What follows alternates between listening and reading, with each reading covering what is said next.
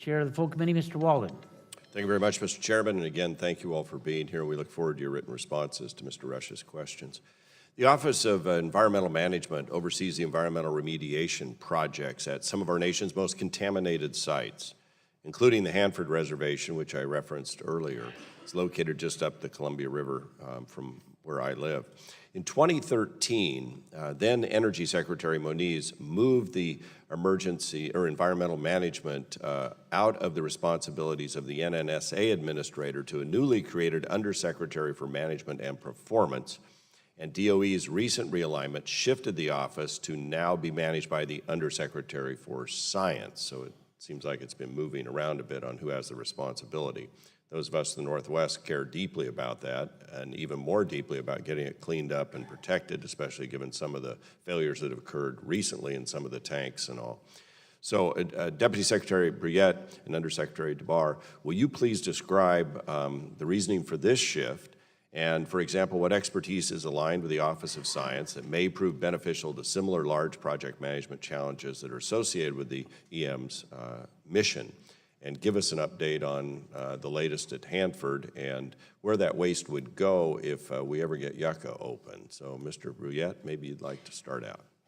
Yes, sir. Thank you, Mr. Chairman. I will share with you some of the thinking that we had behind that particular move, and it starts with some of the first comments that I heard when I became a young staffer on this committee back in 1989.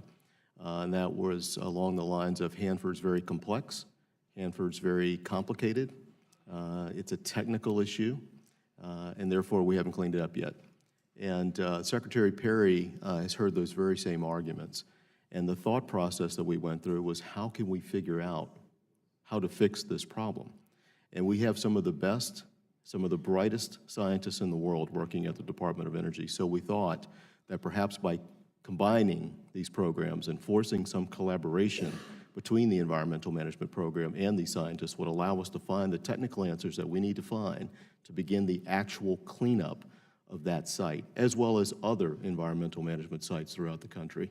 I will defer to Mr. DeBar as to what the specific steps that we will take, but that was the initial thought.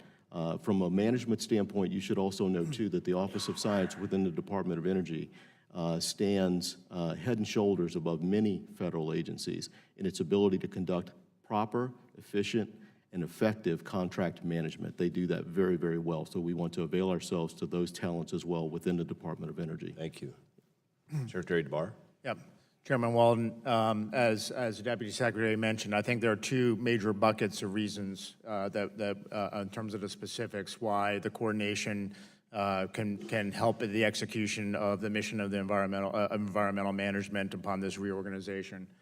The first is technology. There's a number of different areas within the National Lab Complex that have linkages to the mission of environmental management. As you know, within the BES area of the Office of Science, we have chemistry. And a large portion of the issues associated with environmental management is radiochemistry issues. And obviously between the chemistry functions as well as the nuclear physics side of the Office of Science, there's an awful lot of technology overlap. On top of that, there are other examples such as computer modeling of various disposition of various radionuclides, which we can use our high-performance computing for. So there's a great degree of opportunity. And then the other bucket is project management. As the Deputy Secretary mentioned, the Office of Science is one of the two major areas one of the three major areas that deal with project management, and it generally executes on time and on budget.